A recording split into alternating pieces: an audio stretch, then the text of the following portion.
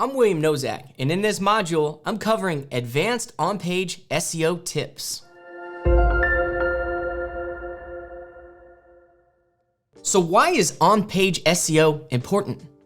Vital to understand and employ SEO the proper way. You can do it wrong, and you can break a site. We see it all the time. You want to hold or increase search traffic to a website. So you want to take the traction it has, assuming it's the right traction, and you want to improve upon it. About 40% of website traffic starts with a search query. People go to Google, people go to social medias, people go to a search engine, doesn't matter which one it is, and that's where they're really starting their search. That's how the World Wide Web is used right now. Google's algorithms are always being updated. We're talking daily, weekly, monthly, certainly huge ones quarterly.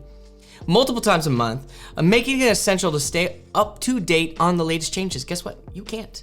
That's why you have to have an agency that does, because we see them coming down the pipeline, and it's almost like we're stacking plates of where we know they're going and what they do. And so we want to stay within line of where the digital algorithm is going, where the Google algorithm is going, where algorithms are going in general.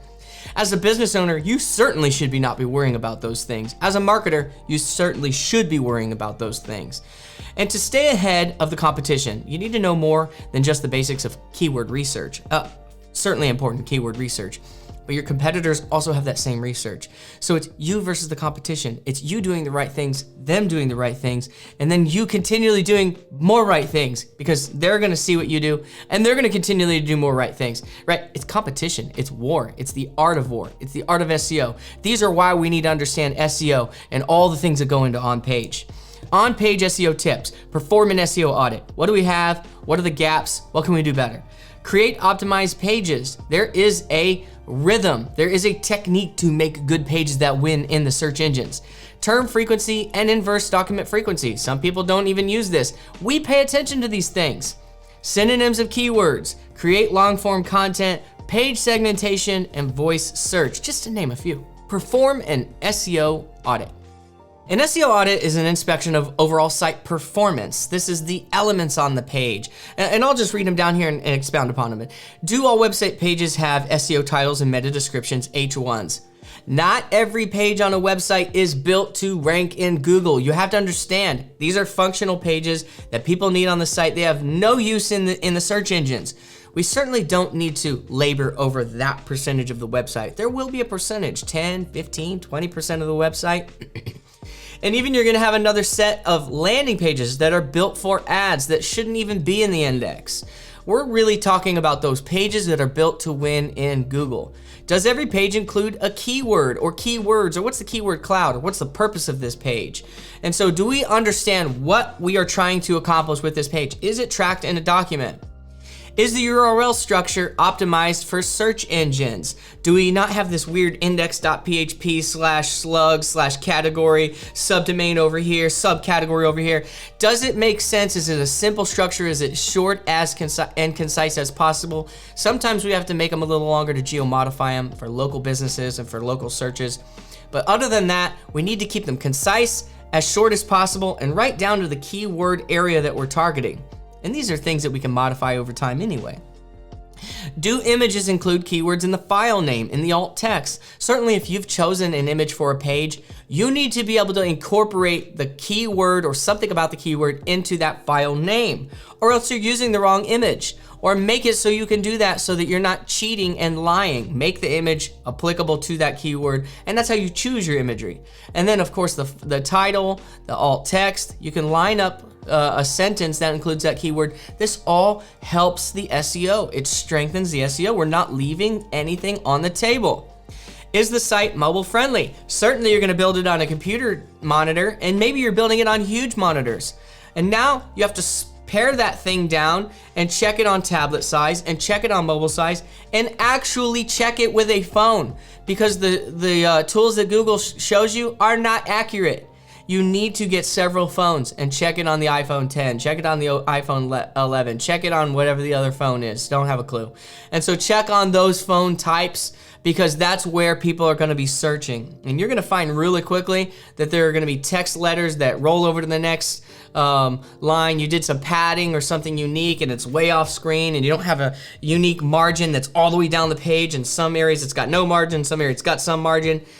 You need to homogenize, uniform the UI as best you can. So what is the load speed? Use a tool, tools.pingdom, GTmetrix. These are great tools. I'll show you them in this module. And these are just ways to ping the page, see what the time to first byte is, see how quickly it actually loads in a search engine. Go and try to load it in a browser and see how quickly it pops up. You may have to change your server. If you're using GoDaddy for a server, yeah, your site's gonna be slow. If you're not using a performance server, don't expect your site, no matter what you do to be fast. If you're using a fat, bulky theme like a Divi, it's already inherently gonna be slower. So what you build it with matters, from the server to the theme you use, to the elements you include on the page, how many calls, how many images, what videos, if you're streaming a video in the background. All of this requires time. All of it is gonna take away from the speed of the page. There's always a trade-off between design and speed. And to me, speed's number one. And now, what design components must we have on this page to help with conversion? Do you have any backlinks? Internal links, what does that look like? Do we have companies linking back to us because we're authoritative, because we've got great content, because we're the source? And then internal links, do we have a structure that makes sense? Do our pages link to other pages that are content that should also be read along with this page? Or people also want to read these things? And then vertically, what is above this page? How can we get them into a funnel to become a client or to get onto our emailing list or something? So backlinks, internal links, super important. Have to know what we have. This is all trackable. We're putting the H1s, H2s, H3s, meta title, meta description, slug in a document. We're putting the internal links, external links. We're putting in this document, has it been re-indexed with Google Search Console? Can we check the keywords it's winning for in Search Console? Can we check the impressions? Can we check the clicks? I'll show you some of these things. Are there any broken internal links? Certainly you're gonna need an hrefs or a screaming frog to check these. And then you're gonna check for 404s, you're gonna check for links out to HTTP. We don't wanna link out to things that aren't secure. Is the site optimized for UI? Is the user experience and the interface set to convert? Is it set to look great? Are the tap targets so close that the person can't tap the button? All of this matters. Tap target size, viewport matters, having a call to action in a first viewport. If you're on the contact page, I don't need to scroll 3 viewports to get to a contact page. I'm here to fill out a contact page. Why don't I have the contact page right here in my face, or the phone number? Whatever people need to convert. So create optimized pages. The more organically purposeful pages a website has, the more search traffic you'll get, and then hopefully conversion, right? We're starting with impressions, and then we've got clicks, and then we've got leads, and leads turn into cold, warm, and hot leads, and they eventually turn into potential clients, and then repeat customers. It's that whole pyramid. And so the more pages that we have that help us get more traffic that's applicable to our business or to the industry or the niche or the space, then it gives us more ability to develop a name, develop credibility, and get sales. So there are a few qualities that a good page should include. Navigation. There needs to be a header navigation. Sometimes there needs to be a sidebar navigation. Sometimes there needs to be internal navigation with like button type things that get you to additional pages. And certainly there's a footer navigation, or maybe we might call that a junk drawer. So navigation so that the user finds horizontals and verticals. These are pages to the left, these are pages above and below. Informative and high value content. Certainly don't write junk. Don't have a person on Fiverr write the content for your business. That makes no sense. Have a real content writer who has done content research and keyword research and understands the gap analysis of what the competitors' pages look like and why we have to have these pages and how we write them so that they fit within our brand and our brand messaging, layered with SEO copywriting so that it wins in Google, also sells our brand and represents us correctly. And so we have to have high value content, and we also need it to be long enough and to cover enough things, having a structure of H1s and H2s. So site structure, H1, H2s, H3s, slug, meta title, meta description, all of this matters. It needs to be in a document. We need to see how the overarching website looks. We need to see how the pages look and make sure that they're not cannibalizing other pages. and so that they're purposeful. And so we can get this feedback in Google Search Console very quickly on what pages are competing for certain keywords. How can we redirect some, add content from this page to this other page, redirect it to this other page, minimize the pages that are fighting, or make them so that they live independently. And then a call to action. Certainly the whole point is on an informative website is to get leads. It's to inform people, but also we need to, like a site that's a lead gen website, which is most businesses, is a lead gen. If it's not an e-commerce, then it's usually, if you're not selling a SaaS or some sort of e-commerce, for the most part, it sits in this lead gen for business owners. Nonprofits are kind of a little different, and then the govs and the EDUs, certainly those are business sites for those types of companies. But for .coms and for profit businesses, you're looking usually at a lead gen website. It has to have call to actions. It has to be able to convert. Now, term frequency, inverse document frequency, and I'm gonna pull up some things on Google because I wanna show you some things here. All right, check this out. I go to Google, I type in SEO, and I wanna kind of get an idea of topics. So I look at this little thing here. It's really cool. Image search gives you this nomenclature. So when I'm looking up SEO, I might cover topics like digital marketing, infographics, social media, logos, businesses, icons. It really gives me an understanding of what people are looking for, or what Google says these are topics under SEO. If I'm looking at this, and it's not serving totally on this, but if you'll look here, here's an H1. Kill this. There's content, H2s, tons of H2s, H1, images that are named after. Now here's the footer. This is not main area. This is what we call a footer. So it's not the same, it doesn't get the same weight as body area. So when I mention body area, I'm really talking about this contextual area here. It carries a ton of weight. And so if you look at this, this main nav here, the main nav is also not it's a general area. It doesn't get the weight of the body. So when we talk about main nav, side nav, footer nav, these areas don't get as much SEO juice as maybe the body of the document gets. Of course, having it across the site increases internal links and etc. and things like that. When I talk about keyword frequency, I always love to look at this. There's free tools out here, but here's one, SEO review tools. And let's just pop this page right here, why not? Inside this SEO document, I always like to check pages and see what the keyword frequency is. I'm also looking for inverse terms. So on this page, I've got marketing, which is a single word. Unless I'm targeting a single word, I usually don't even look at one words. I'm usually looking at the two words. So content marketing. This is under content marketing, setting goals. It really is supposed to be propping up content marketing, right? Content is king, setting goals is really about that. So it makes sense that there's a pretty high frequency for content marketing intros, search hustle, marketing campaigns, social media. Lots of good keywords here. What I might also look for is a high, like a word out there that other websites have on it that you see in low frequency. Like you only see it mentioned one time, but the pages that are in the top 10 index or the first 3, they mention this word one time. That's why I'm gonna scrape these other sites with a keyword index or density checker. I'm gonna see if I see any unique words on that page that they're using, and I'm gonna try to incorporate that one word. For some reason, sometimes that one word it's a signal to Google that this page is about this thing. BuzzSumo, also a great resource. So you've got the Google image search, you've got a keyword density checker on a page, and this is how we can scrape our competitors. BuzzSumo is really good. So if I pop in SEO, it's gonna give me this keyword cloud. It gives me a really nice keyword cloud, and this can tell me of other pages that I need to have, vertical pages.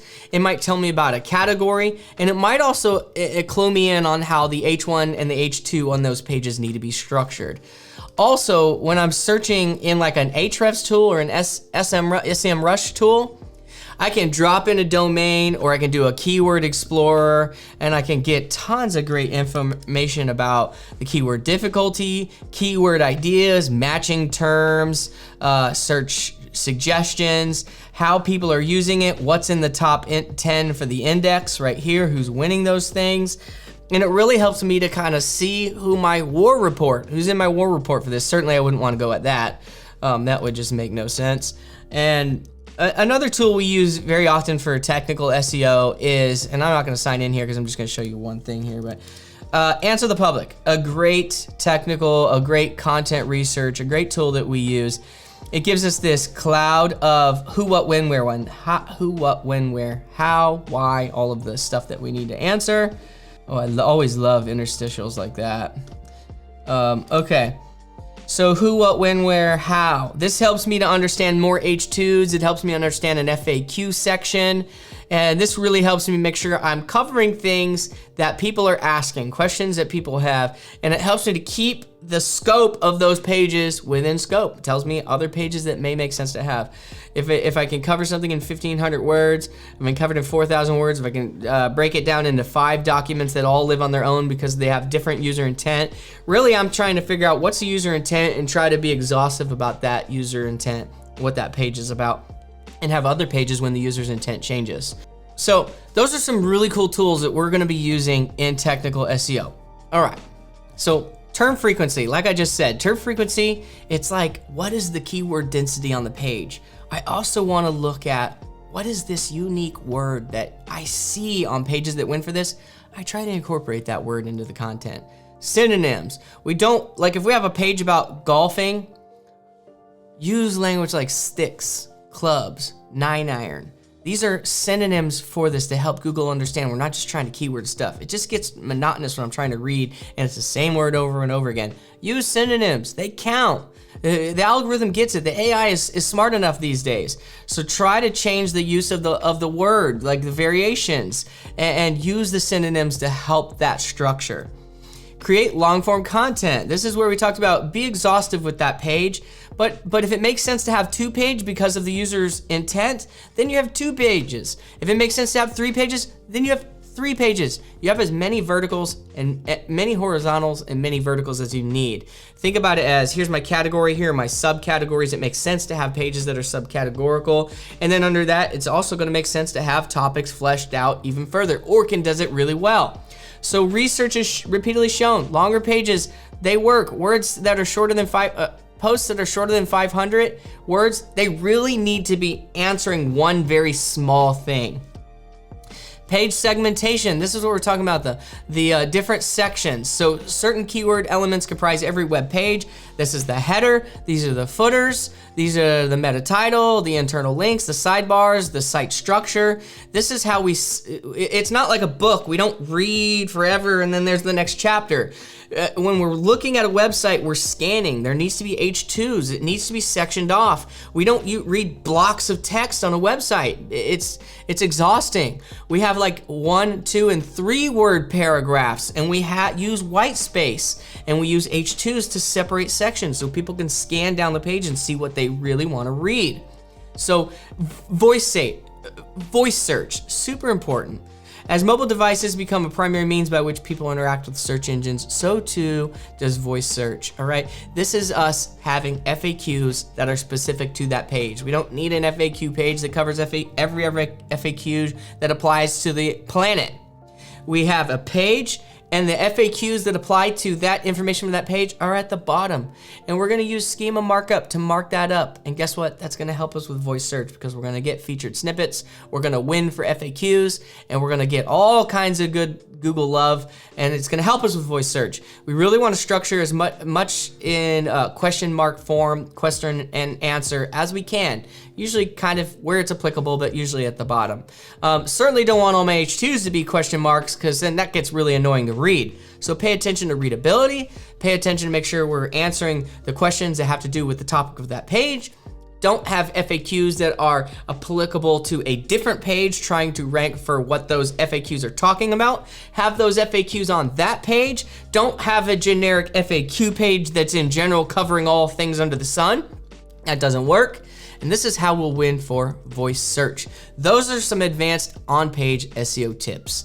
If you need to watch that, go back now. If not, I'll see you in the next module.